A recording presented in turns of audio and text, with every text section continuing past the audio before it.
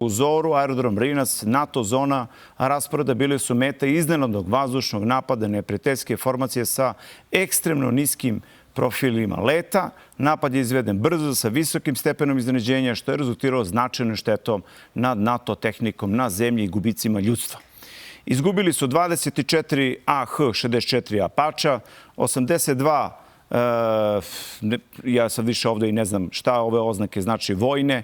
Neprijateljske snage su imali praktično, misle na nas, na Srbe kao neprijateljske snage, a mi smo zapravo bili odbrambene snage, su zapravo sve uradile sa 6 G4. To su super Galebovi 4.